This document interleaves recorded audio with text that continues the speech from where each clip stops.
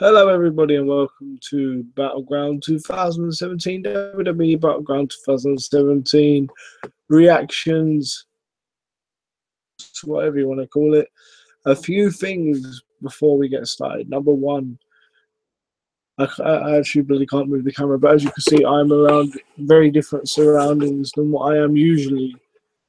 So, apologies for there being no video yesterday, or there might have even been a video. The problem is I got an email from YouTube saying that a video that I uploaded for the date of the 23rd, I had some kind of like audio issue and the audio was muted or something like that, or the audio was blocked or the video was blocked in some countries or whatever. So I'll have to get onto that and have a look. But the problem is I can't re-upload that video now because I'm not at my usual base of operations, shall we say. So unfortunately, I can't do anything about that right now, and I do apologize. But in future, I will be able to. I've got my equipment and my nice little capture device and all that now to be able to get some stuff out to you guys at the next available opportunity, which I do hope will be very, very soon. But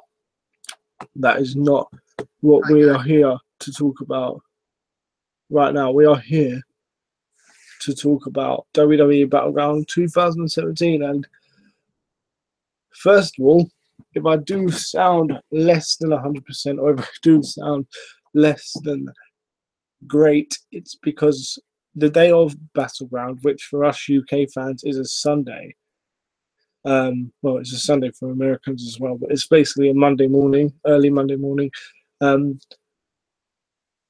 Very, very Battleground in the UK didn't properly finish, if you include talking smack and things like that, till probably about 4:45, maybe 5 a.m. And I woke up again at 10 or 11 a.m. So I've only had 5 hours sleep or so, maybe even less than that. So please do bear with me while we go through this. But I've heard a lot of people say that this is one of the worst pay-per-views in a long time. I can assure you that is not the case. There has been plenty more worse than this. I've been away for a couple of weeks myself, so I've been blessed or cursed, depending on your opinion, that I have missed out on. I think I've missed 2 episodes of Raw. My third one tonight, maybe fourth. I missed out on 3 episodes of SmackDown. I hear a lot of people saying, "Oh, like if you miss Raw, you can basically just catch up on YouTube through the WWE, the WWE's YouTube channel. You can get the main gist of what's going on, and you can, I guess, but it's not the same. But then again, it's a hell of a lot better than sitting through 3 hours of bullshit just for sometimes not any payoff. SmackDown Live is a bit more bearable, but it's not recently, according to many others. Me, I haven't seen it in about 3 weeks properly, so I can't say. But that is what we're here to review. We're here to review a SmackDown Live pay-per-view. So what we're going to do is we're going to go through each match result, if you will, as a whole. And then from there, we are going to give our thoughts on it. However long that may take, I do not know. So basically, Aiden English. I don't normally do the pre-show, but I felt like this needed a sunshine. Dude, seriously, I feel that you cannot allow Ty Dillinger to get beat by Aiden English. How dumb is that? And it's on the pre-show nonetheless. So what storyline payoff can you get from this? I honestly don't know. I find it to be unbelievable. I find it to be stupid. I didn't actually see the pre-show, so I don't know how that went down. But I heard about it on Twitter afterwards, and then I checked the result on Wikipedia. I had to double check the result on Wikipedia just to be completely sure, guys. Like I really did. I had to be had to be completely sure that that was indeed the case. What are they doing with Ty Dillinger, man? With Triple H being annoyed and being pissed off that like his NXT guys are getting brought up with either no plan, not a proper plan, or not at the level they were before. In fact, dare I say, Joe and Finn Balor, and I know Alexa Bliss and Carmella are okay, fine, but I'm talking about the males here. Joe and Balor, in my opinion, have been the only guys brought up from NXT in this era, in Triple H's era, if you will, that have had constant plans throughout their careers. And even that you cannot disagree with per se, because even Balor came up and won the Universal title, at the moment he's feuding with the Drifter, which is stupid to say the least. Next, we have the New Day, Kofi Kingston and Xavier Woods. Big E was the one on the outside for this one, versus the Usos, who going into this were your tag team champions. They are not anymore. This pay-per-view actually, for the stick that everybody's giving it, it actually had like a lot of good quality matches. Maybe not good quality matches, but at least shocking title changes and fairly shocking results. I don't know, man. It felt iffy. It's bad when the first match is this good. I thought the first match was very good. It's bad when the first match is this good simply because there is nowhere to go but down. There is nowhere to go but down. And that is what happened with this pay-per-view. But the New Day eventually got the win after Kofi Kingston hit Trouble in Paradise. I don't know on which so. Do not ask me.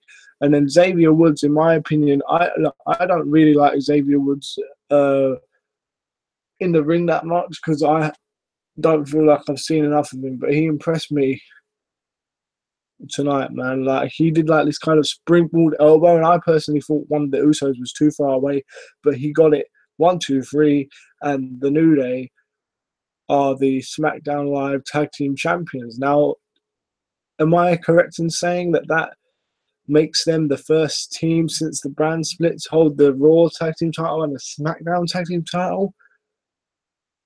I don't think I am. I don't believe I am, because they're the only team that have been on both shows, right? I personally thought this was the wrong result. I would have had the Usos perhaps sneak out of it one more time.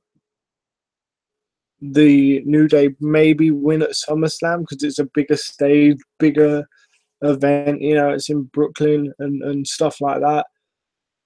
So yeah, but a good match to start off with, and then slowly but surely the night declined over there. From there on in, I should say. You know, over the horizon, from there on in, the night just declined, and almost every decision, every booking decision, I had a problem with. And I know you guys are waiting for me to talk about the main one that happened in the main event. We'll get to that. Believe me, the match felt like it went on forever. So we have forever basically to discuss that. So next, Shinsuke Nakamura defeated Baron Corbin by disqualification. This match was very good, in my opinion. Now, I know you guys are going to get on to me and say, what the hell, man? It wasn't good at all. In fact, many people thought it was terrible. What are you saying? Blah, blah, blah, blah, blah. But here's the thing, man. Expectations to a realistic level, or at least a semi-realistic level, you're going to have a good time. I felt like the South Park scheme dude that says you're going to have a bad time, but no. Seriously, I didn't expect much from this match. These guys haven't wrestled properly together before, so do. You know, for what it was okay. The main problem I had with this is that the finish was predictable as fuck. Like, Shinsuke and Baron Corbin, they did go back and forward each with their own offense, and did dominate at some points. Shinsuke dominated at some points, but then Nakamura obviously ended up getting the better of it, as he should, but to avoid harming Baron Corbin, give him the DQ loss, and afterwards he hits the end of days on Nakamura. I mean, it is solid booking in the sense that it hurts no one, but it also makes no one look strong. Because, you know, Corbin just kicked a guy in the balls, didn't win the match, and Nakamura may have won the match, but he got laid out afterwards. So there's a very fine line in between, you know, it's a balancing act in between not hurting anybody and not making anybody look strong, and that's what they did. It's not great, but hopefully this is over and done with. I don't know why Nakamura isn't at least in the US title picture, or maybe not in the title picture itself, but hovering around there, making himself known. For me, he should be in a WWE title picture. And AJ Styles as well should be in and around the main event. SmackDown Live, their card is all back and forward. Like, if you consider the fact that this is actually probably the first pay-per-view as champion that Jinder Mahal main evented. He was on before the Money in the Bank ladder match last month. He constantly appears in the middle of SmackDown Live episodes. His promos don't close the show. Like, no, nothing like that. Like, you know, he doesn't. He's not the main eventer. As CM Punk once said, the main event is last. Don't try and convince me that, you know, anything else is otherwise. But this is the first time he did main event, and for me, no. AJ Styles and Kevin Owens actually had a pretty damn good match. I'm just going to come out and say Owens won this. The match wasn't as good as I thought it would be, actually. I do have to say. And that's all I'm going to say. I know that a lot of you may feel robbed by this and may want me to go into more detail, but I feel that like these two should be putting on better matches with each other, and I don't understand the point of having Kevin Owens lose the title only to win it back from AJ Styles, a couple of weeks later. I don't understand it. I don't get it. I don't like it, actually. I never really had a problem with Kevin Owens being the champion in the first place. I really didn't. But if you're going to have AJ win it, don't have him lose it 2 weeks later. Again, it's like this 50-50 booking. Even, like, you know, even through the point of title pictures, it's like, it's basic wrestling 101, in my opinion. If you want to create a new star, and if you want to have someone look strong, then you're going to have to sacrifice a few people on the way. So, you know, either you'd keep Kevin Owens as champion and have him doing this whole Face of America Open Challenge stuff until someone like Chad Gable can step up and beat Kevin Owens, for example. I know they had a match the other week on SmackDown, but, you know, if Kevin Owens is looking a bit like this unbeaten monster to a certain point, and then someone like Chad Gable comes in and gets the job done, it's a huge boost to them. I say, I wish I wouldn't have said Chad Gable, because they did wrestle the other week, and, you know, someone who needs it, someone who needs elevating should, like, do that. You know, what happened to making a champion look strong, like a champion look credible? The reason why guys like Brock Lesnar, Undertaker, Goldberg, John Cena, and I know a lot of people don't like John Cena, and I know a lot of people are angry about Lesnar's part-time status. I'm going off on a bit of a tangent here, but the point is, if you look at every big star in the WWE, right, and there aren't many, Taker, John Cena, you know, over the years, Stone Cold, Triple H, Goldberg, Lesnar, The Rock, all of those guys, maybe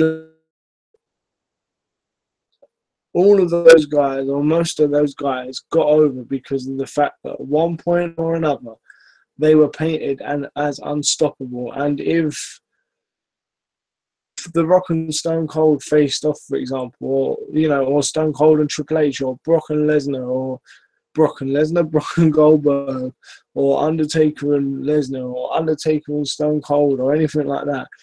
It would be a true battle of the behemoths, and it's not like that these days. You know, there aren't enough solid runs, in my opinion. And what they've tried to do with Jinder Mahal, you might say, is that, but at the same time, I think that's tanked.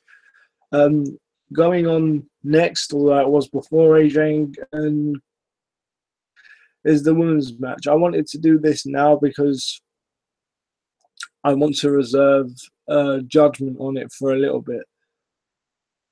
So Tamina was the first to go, and then Lana, right? And the one good thing I can say about that is that made them both tap out, so she looked strong.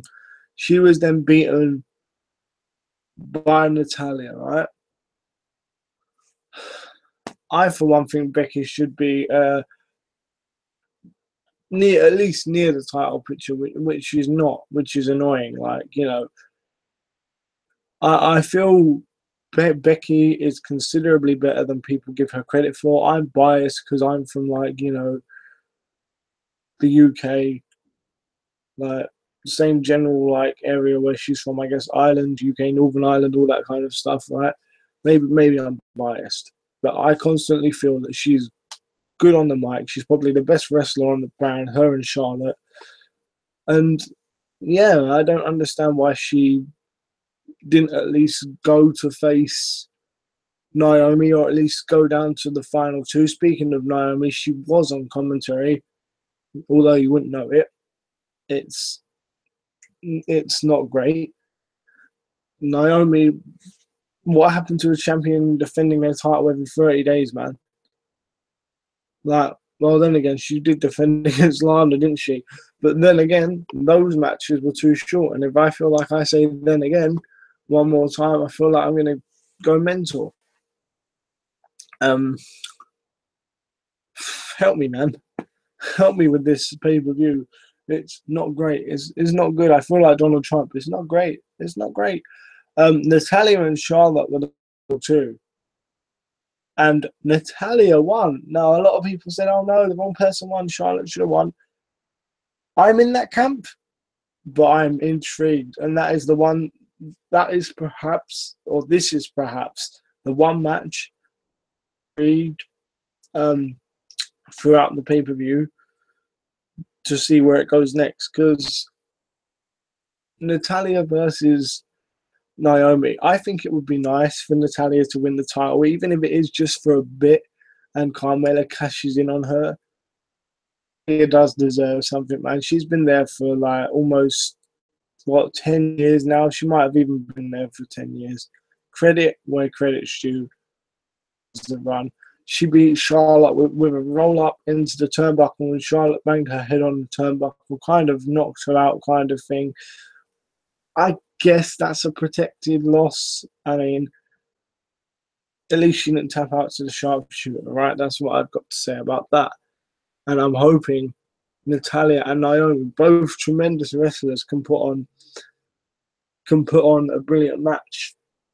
John Cena versus Rusev next. That went over 20 minutes. It didn't necessarily feel like it. I feel like both men actually put their best foot forward. Rusev actually got a sick bump through two tables right at the end of the match. Man, there was just like one ridiculous spot though. Like Rusev, for large parts, was booked quite good and did dominate John Cena. But in typical John Cena fashion, like at the last moment, like imagine this is the right, I'm holding the flag and this is the pole here, right? Rusev is like this close to sticking the flag in. He's like in the he's almost put it on the pedestal, right? So he's almost won the match. But then at the last minute, John Cena grabs the actual flag and he's like, no, for America, I can't let you do this, man. And he's holding it, right? He's holding it, man. He's like, no, for America. and then somehow he fights him off, and in typical John Cena fashion, just super strength, man. What John Cena? I feel like his 2015 run with the US title probably did him a lot of favors. I've never been a John Cena hater, but Rusev should have won, maybe, because where does he go now? Like, we all remember the abyss he disappeared into after he lost to John Cena in 2015. Rusev, I thought for the most part, was past that, whole I'm a foreigner, I'm a heel gimmick. Um, how many people have they got like that already that are kind of playing that a foreigner heel gimmick? Like Jinder, Rusev, isn't there one more guy on Raw? Why can I not remember? Like, I swear there's one more guy doing that same stick on Raw as well. I can't really remember. That's how bad WWE is recently. But yes, John Cena wins again. So he is probably going to go on to face Jinder Mahal at the next pay-per-view. Although the problem with that is that, technically speaking, due to what happened in the main event, there isn't, logically, that wouldn't be the next step. But then again, when have we ever known WWE to or to go by logic? For what it's worth, Sami Zayn beat I was about to say fucking Maria Kanellis, because I'm used to calling Mike Kanellis Mike Bennett.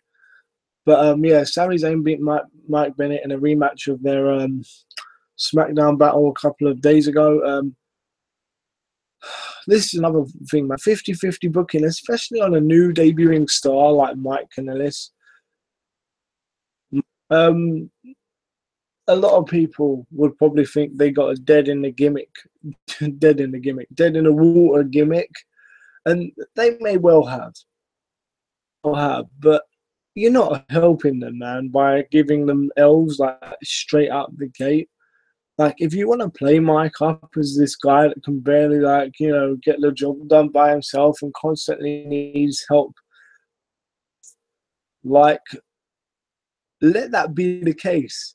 Let me, as the fan, hate that. Let me gross hate that.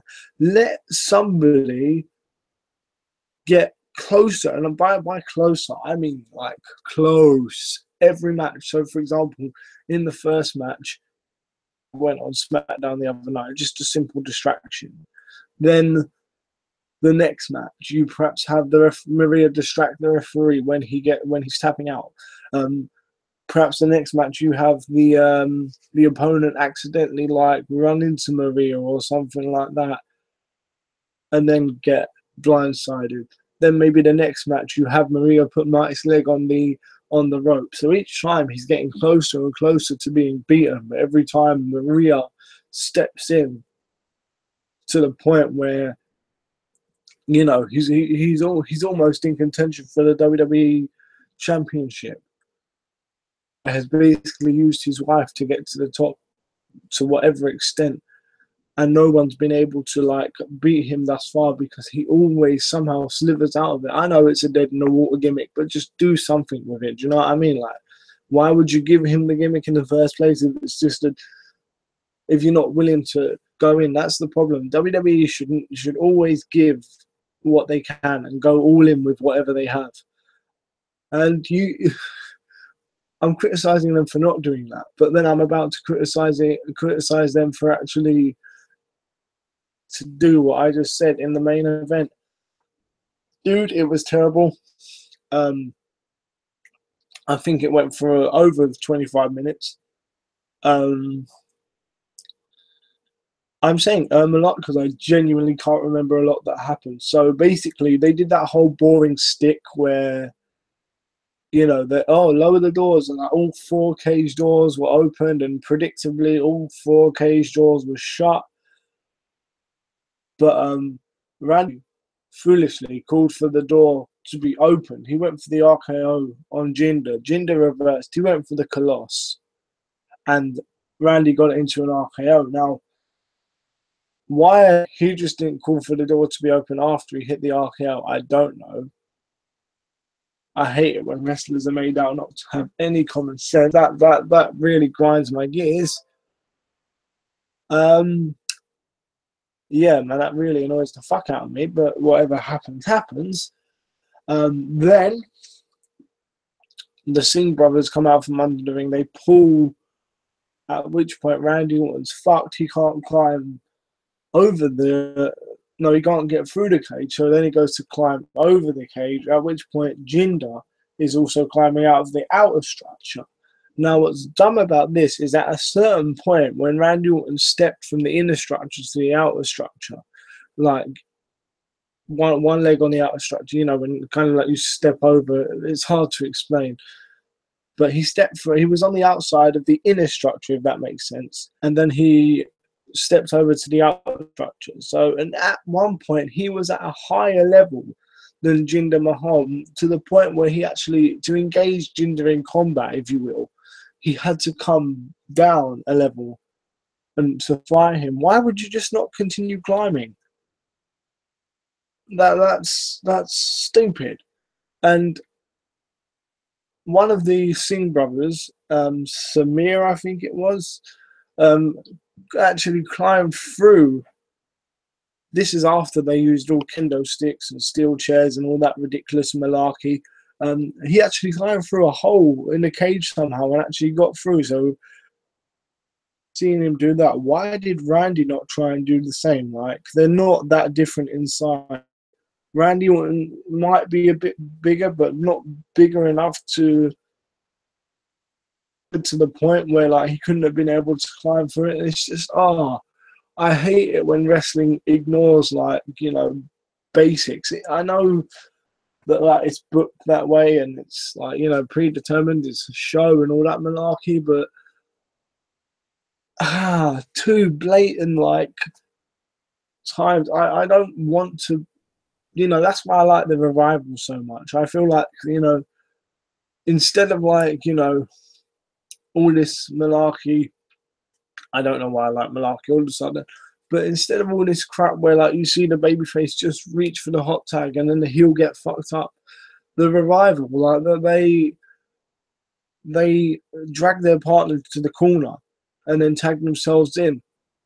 That is smart wrestling. I like to believe I'm watching smart wrestling, or people that have been doing this for 20 years and that know how to wrestle, not people that get distracted just by someone's entrance music or stuff like that. Like it's silly. And that brings me on to my next point. Although I do have to say, one of the Singh brothers, who was on the outside, climbed the outside of the outer structure of the cage and took a sick bump through the announce table. I hope you're all right, kid, because that looked vicious as fuck. After a few more chair attacks, and Randy Orton got one of the other Singh brothers off him and was just about to climb over the cage, Jinder Mahal's music hit again, and out came the great Khali for the first time since God knows when, and actually climbed the cage a bit and walked fairly well. Whatever issues he's had, he looks like he's not past them. He's not going to transform into AJ Styles of wrestling or like a Kenny Omega, but give the dude some credit. He's in better shape than he was when he left WWE, in my opinion. He then proceeds to half climb the cage and choke Randy, basically just hold Randy in place while Jinder climbs over next to him and actually wins the match. And Great Khali and Jinder celebrate as the pay-per-view goes off air. Third thing that annoyed me about this match, Randy was climbing to an extent when Great Khali was coming around, but he stood still or stayed still for what seemed like about 5 to 6 seconds while Khali was making his way down the entranceway. Dude, fuck it. If you get your ass kicked or if you get beat up afterwards, take it, man. You'll be the WWE champion. For me, this pay-per-view was boring, man, and that's why it's been hard for me to get in to get in tune with this pay-per-view. Like if you go back and see, like, you know, my Survivor Series 2016 reviews or some of my Raw reviews where good shit has happened, you'll see me being impassioned. Like if you go back to a video I did on why Roman Reigns shouldn't beat The Undertaker, that is a video that I'm passionate about. It's something I'm passionate about, but it's hard to be passionate about WWE pay-per-view when it is, quite frankly, my friend, this bad. Going forward, you'd assume that Randy Orton has to do something with the Great Khali. I do not want to see that.